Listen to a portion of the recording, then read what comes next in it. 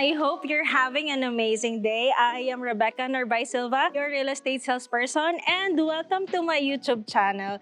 Today, nandito tayo ulit sa Madonna Residences Subdivision. This is located in Sindalan City of San Fernando, Pampanga. At nasa harap tayo ng kanilang model unit, which is Julieta Model Unit. So just to give you a quick background, Madonna Residences Subdivision has 3 distinct model units. So they have Melcon, Abigail, and Julieta.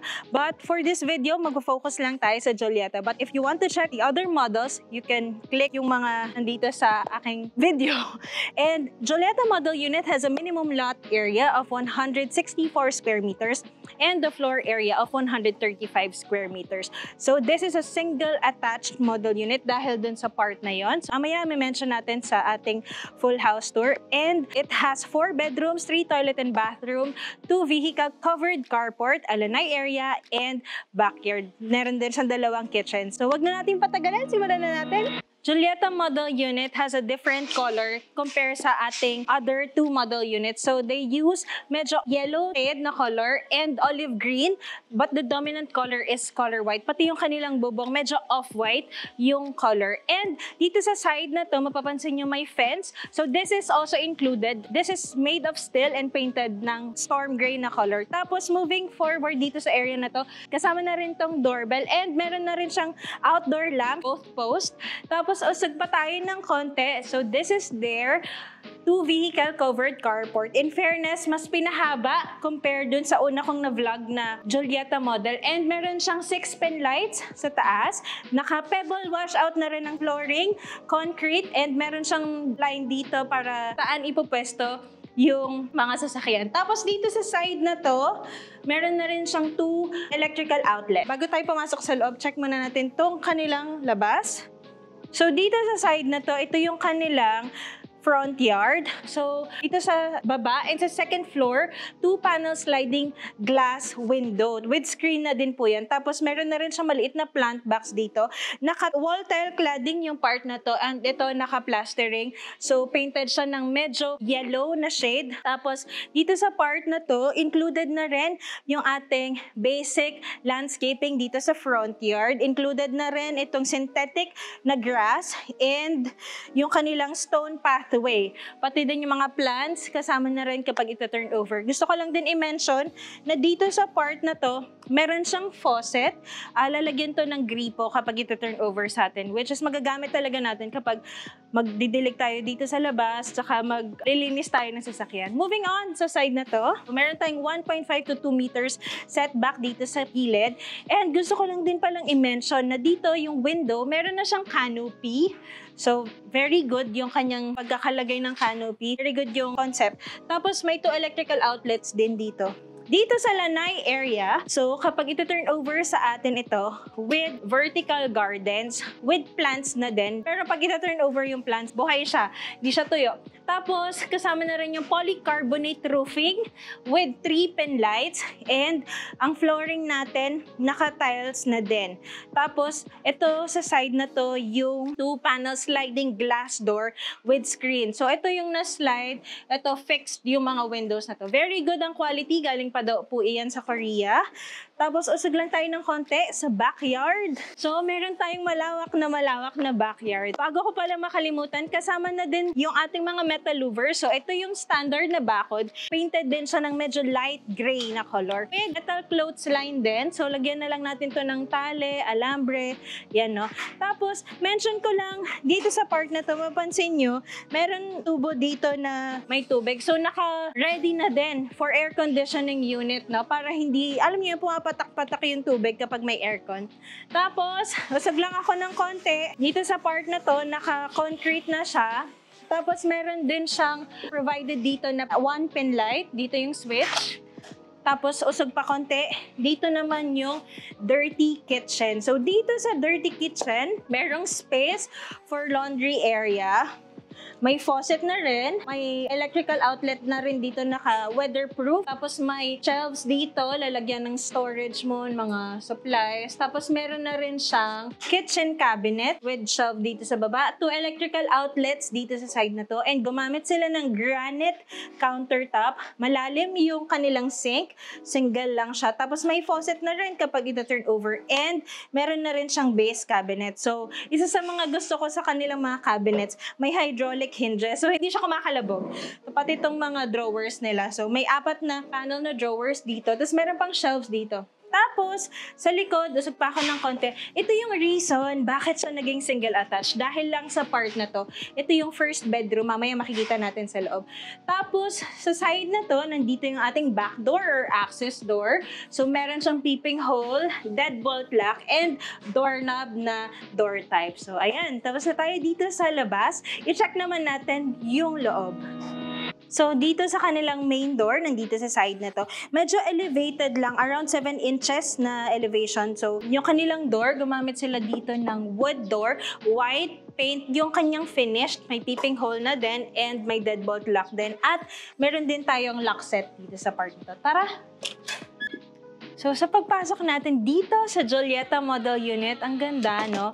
So, ito yung ground floor and napansin ko yung layout is open concept space layout. Yun yung isa sa mga differences niya sa Melcon Model. Sa Melcon Model kasi may partition na kaagad dahil bungad nun is yung staircase. Pero dito, malawak yung itsura. Tapos, kung nasan ako, dito yung ating formal living area. So, mention ko lang yung mga features nitong bahay. So, dito sa side na to, akala mo plain lang siya, pero nandito yung ating main switch breaker. Meron pa tong takip. Tapos, nandito yung window. Dyan yung frontage ng bahay. Tapos, meron din siyang na 3 wall niche sa side na yan. I think meron din itong switch eh. So, included na rin yung strip light sa loob. So, nakakadagdag talaga ng beauty ng bahay yung mga ganyang strip lights. Tapos, sa flooring, gumamit sila dito ng 60 by 60 centimeters dimension ceramic floor tiles. And ang kanilang ceiling, ganyan na yan kapag ito turn over. Meron tayong warm and cold light. So, pwedeng cold lang, pwedeng warm lang, and pwede ding wala, pwede ding both. And alam nyo ba, good news, dahil as of today, May April 2024, included pa rin sa freebies natin itong sofa set. Ganyan na siya. Wala lang throw pillows, pero ganyan na siya kapag ito turn over. Meron na rin siyang center table. Walang carpet, pero okay lang kasi meron naman tayong 55 inches na smart TV dito sa part na to. Included na rin to kapag ito turn over. Meron din po tayong TV console dito with cabinets na gumamit din silang hydraulic hinges. Meron din tayong isang shelf dito sa part na to with strip lights sa loob. Buo to, fluted panel wall. So, kung mahilig ka talaga sa aesthetic na design, perfectong property para sa'yo. Nakalimutan ko palang i-mention, kasama na rin pati itong mga curtains, pati itong mga shears na to, pati dito sa kabilang side. Tapos, move forward tayo sa kanilang dining area. So, nandito na tayo sa dining area. So, bago mag-emphasize dyan, mention ko lang na meron sila ditong parang mini partition na ilagay dyan to separate yung ating living area and yung ating dining area. So, dito sa dining area, meron tayong turnover na 6-seaters dining table with table na rin. So, ganito na may foam na rin. And pati itong 3 pendant lights dito sa dining area. Included na yan. And excited ako kasi ang dami niyang freebies. As of April 2024, extended yung mga freebies natin. So, kasama itong mga curtains na yan. Nandito pala yung ating lanai area. Tapos, ito din. Lahat ng blinds na nakikita natin dito sa aking vlog, sa model house ng Julieta Model, ay included na rin kapag ito turn over. At hindi lang yun, pati yung ating split type aircon. This is also a digital inverter na air conditioning unit. So, very nice itong kanilang dining area. At usag lang ako ng konti, nandito yung kanilang bar countertop. So, meron tayong secret na storage dito. So, kapag may gusto kang itago na food or drink, pwede mo dito ilagay. Hindi mahahalata ng mga bisita. Tapos, synthetic quartz yung kanilang ginamit na countertop. Tapos, move lang ako ng konti. Mention ko lang yung mga electrical outlets. So, dito sa part na to, Meron 2 electrical outlets. Meron din tayong cabinet dito sa part na to. Nandito din yung ating window overlooking yung ating backyard. Tapos sa kanilang kitchen, meron din tayong double stainless steel sink. Makapal yung kanilang stainless steel sink at single faucet. Meron na rin tayong dish drainer na kasama kapag ito-turn over. And dito naman sa side na to, same material, synthetic quartz din, no? Tapos, meron tayong 4 na electrical outlets. 2 dito and another 2 doon. Tapos, in fairness, meron na rin siyang wall tile cladding dito na nakakatulong kapag maglilinis tayo ng kitchen, hindi siya mahirap linisan kasi naka-tiles na din, no? Tapos, dito, lahat ng cabinets included, lahat din ng base cabinets included. At hindi lang pala to basta base cabinet. Meron din siyang, ayan, dish drainer, pwede nating itambak yung mga baso, plato natin dyan. And dito din sa part na to, meron tayong included na pull-out trays. Ayan. So, talagang minaximize nila yung storage area. At syempre, ano nga bang mga freebies dito sa kitchen area?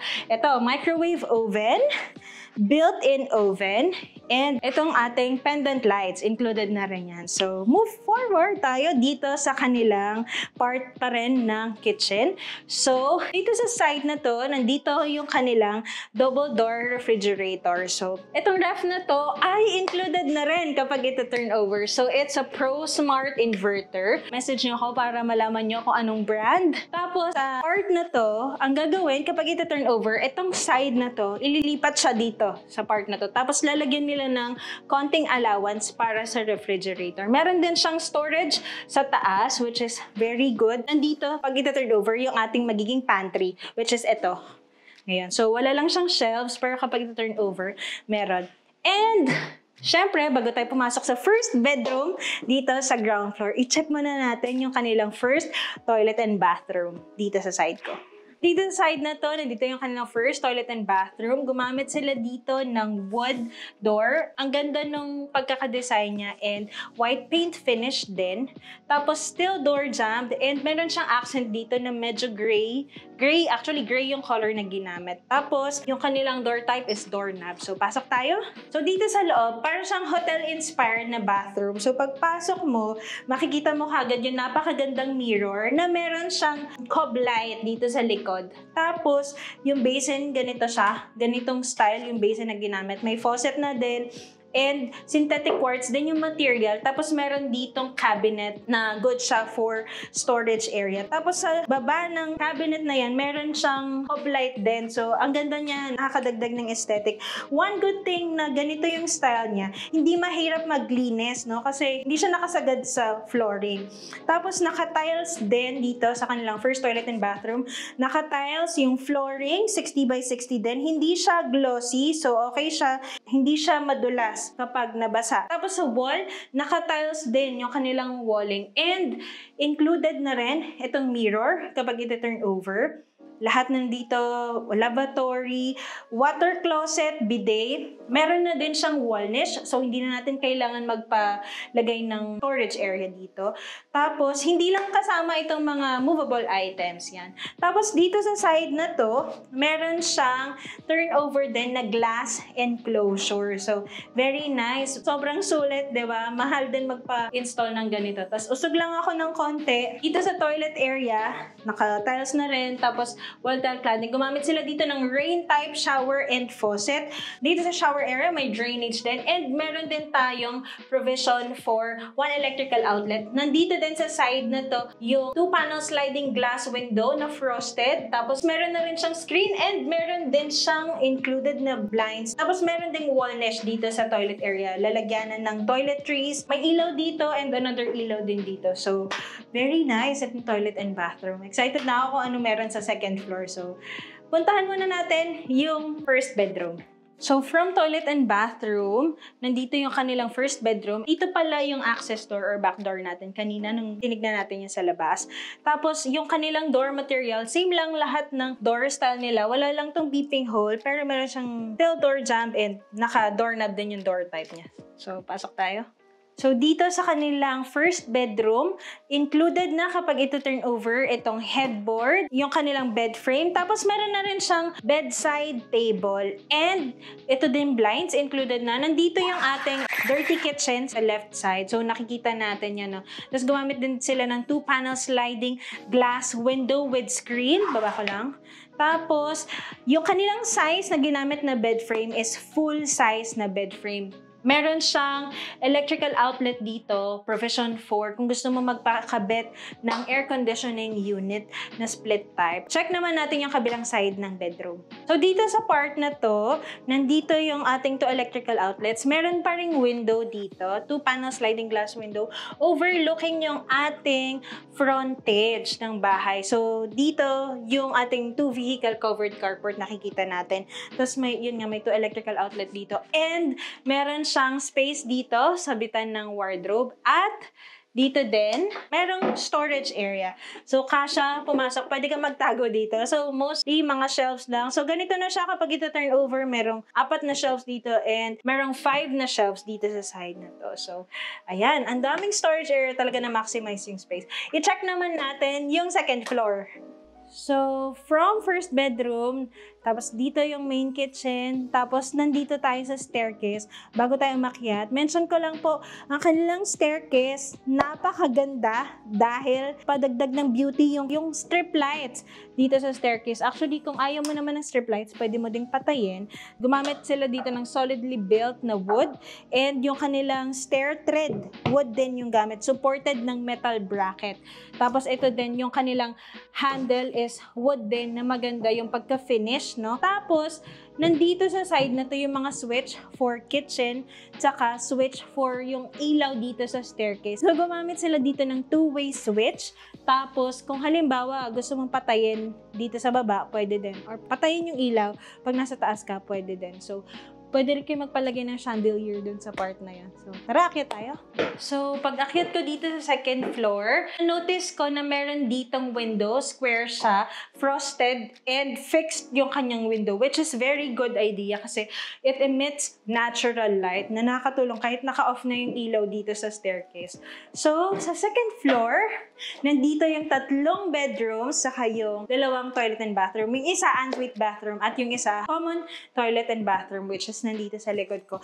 Pero bago yun, gusto ko lang i-mention na ang kanilang flooring ay vinyl planks, which is very good din yung quality, no? And ang height din ng floor to ceiling ay nasa around 9 feet. Tapos, dito sa walkway, meron tayong 1 electrical outlet doon, 4 emergency lights, and meron din ditong 2 electrical outlets sa part na to. So, i-check natin yung kanilang second toilet and bathroom. So, dito sa kanilang toilet and bathroom, almost the same lang dun sa ating toilet and bathroom sa ground floor. So, gumamit sila dito ng synthetic quartz din. Tapos, meron silang basin dito.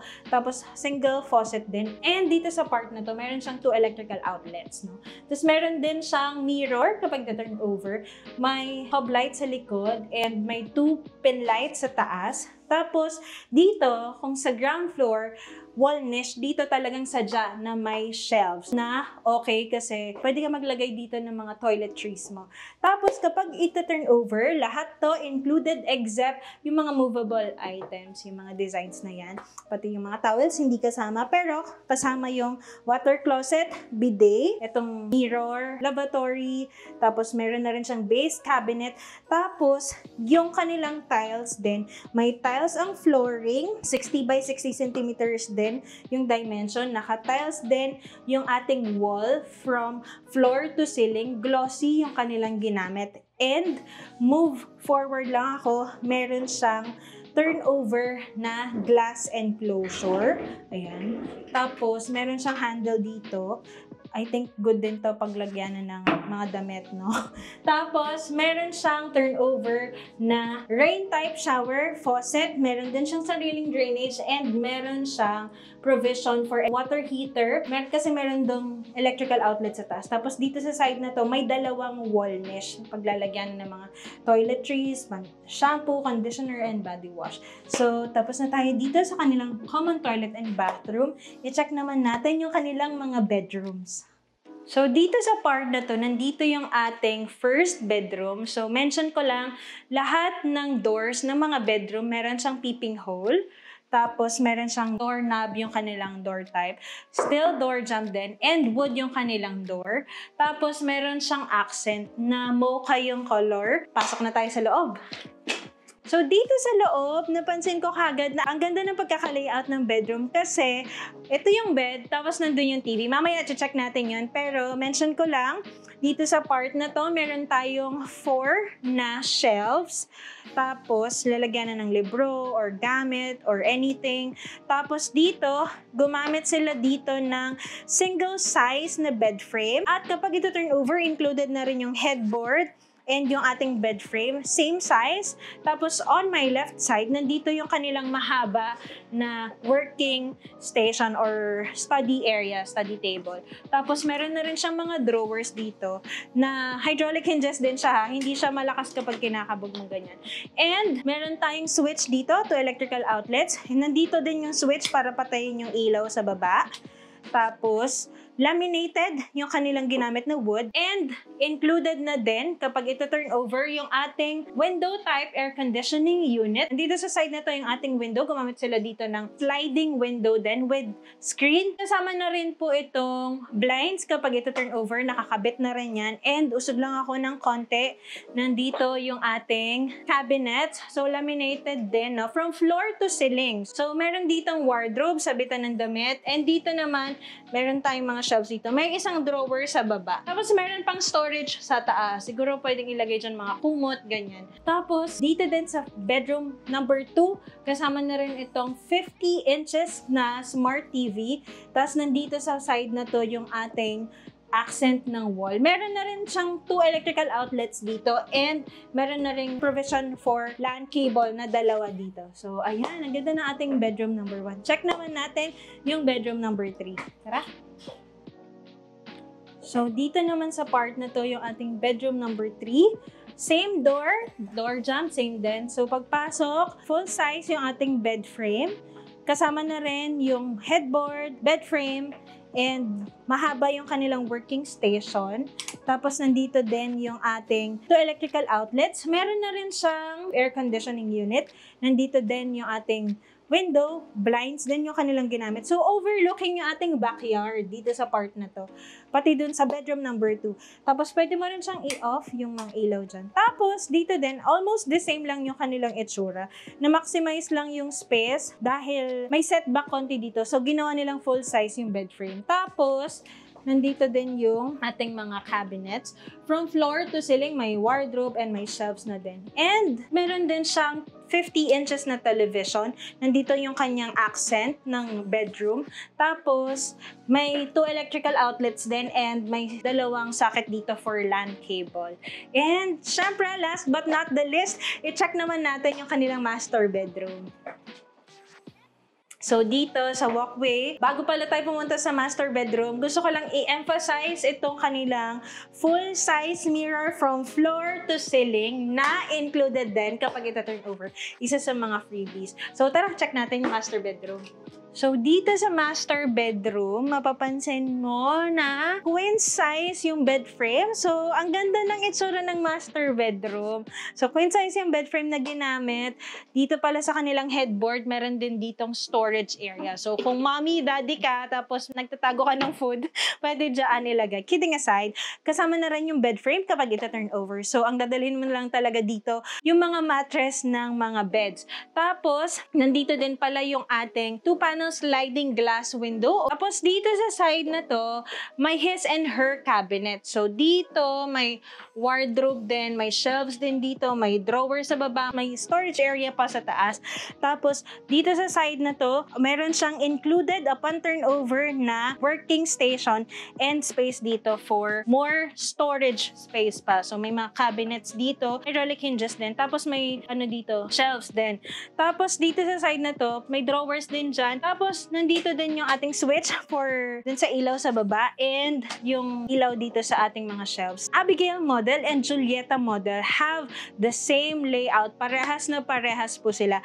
Ang only difference nila, aside from dun sa color or sa facade, ay itong kanilang window sa master bedroom. So, dito sa master bedroom, gumamit sila ng 2-panel sliding glass window with screen. Doon sa Abigail model, fixed and massive yung window na ginamit. Tapos kasama na rin pala yung ating split type air conditioning unit, smart digital inverter din po yan. At syempre itong 55-inch na television, smart TV din. So nandito naman yung accent nitong master bedroom. Meron na rin siyang 2 electrical outlets dito and another 2 outlets for LAN cable. Tapos, usog lang ako ng konti. Dito sa side na to, nandito yung isang cabinet. So, meron din siyang wardrobe and shelves dito sa baba. May drawer din and may storage space din sa taas. So, napansin ko, dito sa second floor, mas pinataas nila compared doon sa first na vlog natin na Julieta model. At syempre, since this is the master bedroom, meron siyang ensuite bathroom, which is on my right side. So, dito, ensuite bathroom, malaki yung kanyang mirror. Mas may pinakamalaking mirror sa mga toilet and bathrooms. Tapos, meron din siyang cob lighting dito sa baba and may 2 pen lights din sa taas. Meron din siyang 2 electrical outlets dito. So, perfect yan. Kapag magcha-charge ka, magbo-blow dry ka ng hair or magpa-plancha ka ng hair, pwede yan. Tapos, synthetic quartz din yung kanilang gamit. Ang ganda ng kanilang basin na ginamit. Tapos, with faucet na rin, meron siyang 3-panel dito na cabinet. May pailaw din siya sa baba. Tapos, upon turnover, ganito na siya, yung shelves. Tapos, meron siyang water closet and meron na rin siyang bidet na included. Tapos, dito sa part na to, meron din siyang glass enclosure. Dito sa shower area, rain type shower with faucet. In fairness, ang ganda ng kanilang drainage dito sa master bedroom. So, tapos lahat ng kanilang toilet and bathroom, in fairness sa pagkaka-built, naka-wall tile cladding from floor to ceiling. Tapos, dito sa side na to, syempre hindi natin pwede makalimutan, meron din siyang 2-panel sliding glass window with screen na rin at frosted yung type ng window. May wall niche dito, isa lang. Tapos meron din siyang provision for water heater kasi meron tong electrical outlet sa part na yon. At tapos na yung ating pag-check ng interior design dito sa Julieta model. Balik tayo ulit sa facade. At before tayo magtapos sa ating full house tour, I would like to share with you some advantages of owning a property dito sa Madonna Residences subdivision. This subdivision is very accessible sa lahat ng major establishments. Malapit na malapit ito sa NLEX Mexico exit. Malapit din ito sa OFW Hospital, 400 meters away sa Jumbo Genera. Malapit din ito sa mga government offices such as BIR, GSIS, and DPWS. Malapit din ito sa mga schools such as Our Lady of Fatima University and Colegio de San Sebastian. Malapit din ito sa mga high schools, public market, at malapit din ito sa mga malls tulad ng SM Telebastagan at SM Pampanga. And if you are interested na kumuha ng property dito sa Madonna Residences, specifically itong Julieta Model Unit, feel free to message me sa aking Facebook account, Rebecca Nerbay Silva, Real Estate Salesperson, or you can also message me sa aking Viber, WhatsApp, Telegram, or sa mga phone numbers na nakikita nyo dito sa screen. Once again, maraming salamat po sa pagsama sa aking full house tour. At have a nice day, everyone!